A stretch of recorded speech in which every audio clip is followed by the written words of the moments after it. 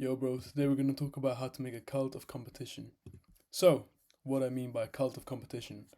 So, by cult of competition, I mean a very, very, very close friend group. So, for you, this can mean instead of it being, say, 20 people where you all go play football together or play video games together or whatnot, it's three or four guys that you talk to every single day. It's the guys that you go to if you have problems, it's the guys that you compete with, it's the guys that if you need some help with anything, those are the guys you ask. And the part of competition is, as a young man especially, one of the most fun things and the things that's going to make you have the most growth in life is competition. So, why this will make you work hard happily? So, linking back to the previous point, having a cult of close friends fosters competition. Competition can be, whether that's in martial arts, whether that's in the gym, whether that's in money. There's a million and one things that there can be competition for. All of these things are extremely beneficial for you to obviously improve because they then have positive effects on your mental health. So, before, for example, if you're working on the gym by yourself, sure, you're competing with your previous self and you're competing with the self that you want to become, and it has some fantastic benefits.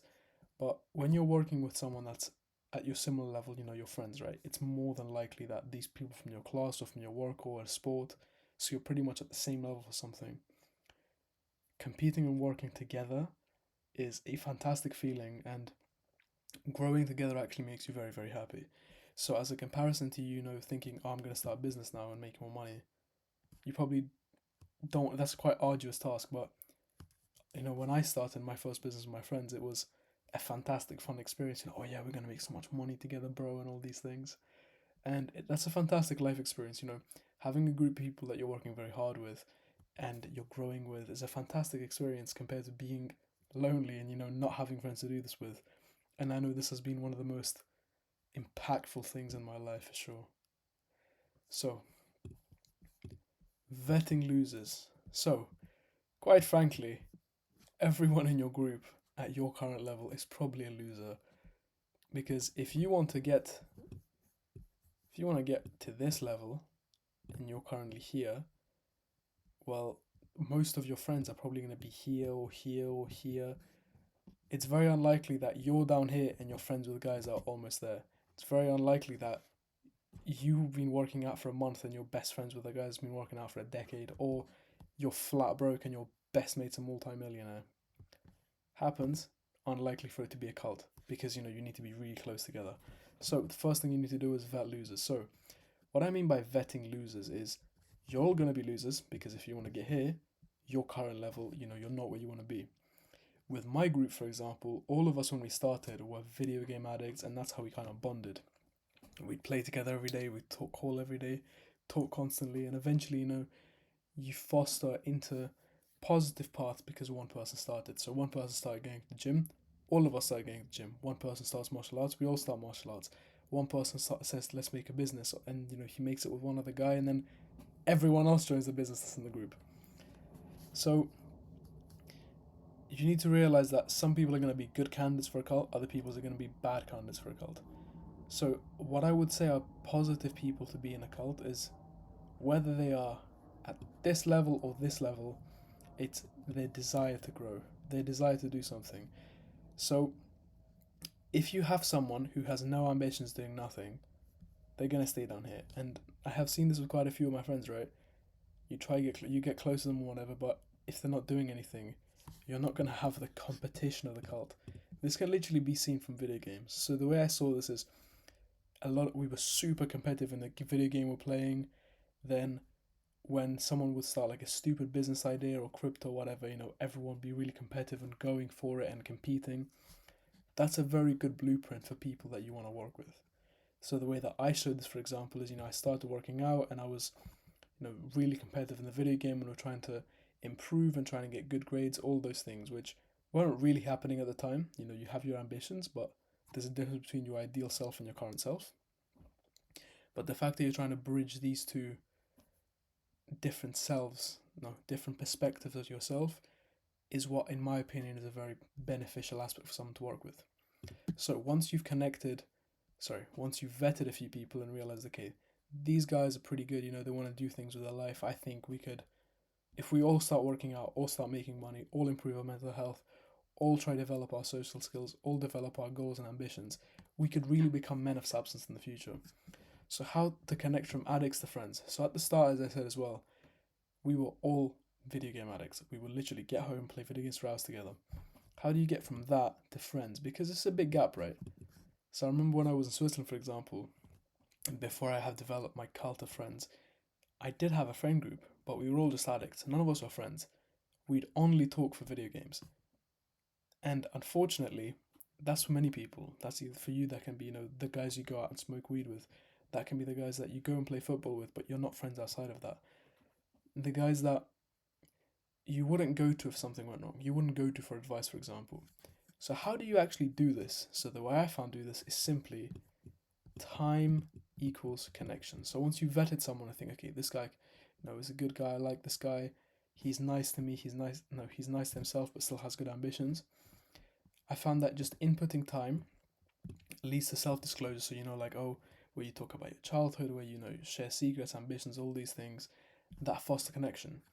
So you put time into it, and then eventually that will lead into friend groups where instead of just being orientated with these people around the video games, you can be speaking to these people for other reasons.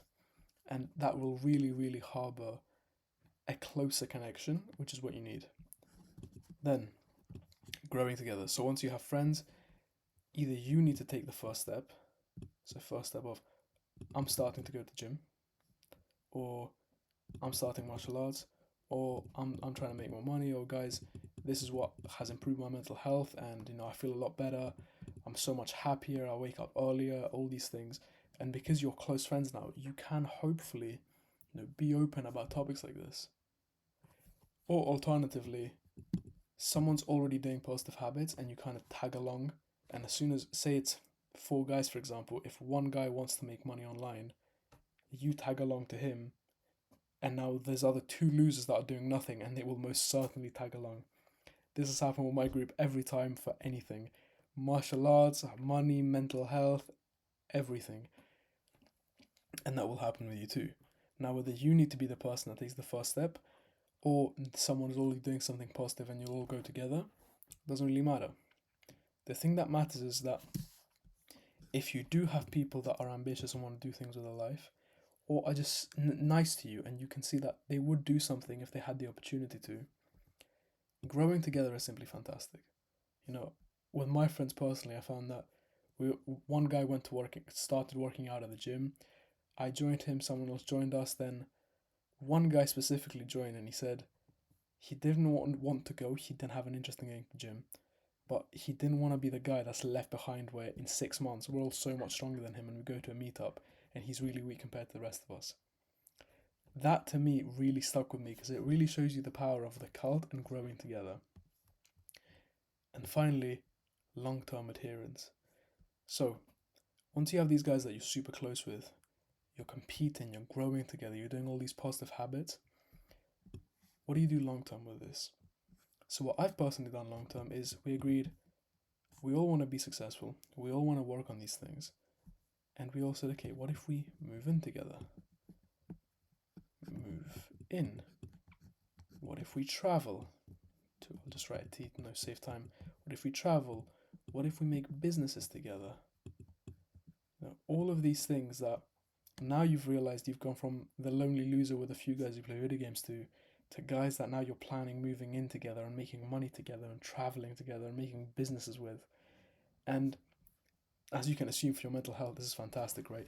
The long-term hopes and aspirations of working towards something better is sensational, because this will improve your motivation, it will improve your happiness, you'll get improved self-love, because as you work harder, as you're all competing, this is where you used to be, this is where you are now, you look back and you have self-love because you think, I've worked hard. My younger self worked hard for me today, that I have a far better physique, that I have a lot more money, that I have far better social skills, that you have a loving relationship, whatever that may be for you. And being in a cult increases, simply, the main important thing of it is increased motivation because you're all competing and you don't want to fall behind. And additionally, it allows you to scale up this faster. So when before with your motivation, you could probably go like this, a little bit little bit of, it's on a slant, so I'll redraw it. You can have a little bit of growth every month and every year. With a cult, you'll be like this, because now you're all competing. It's constantly, it's active. I get up in the morning early because I know one of my friends is getting up early.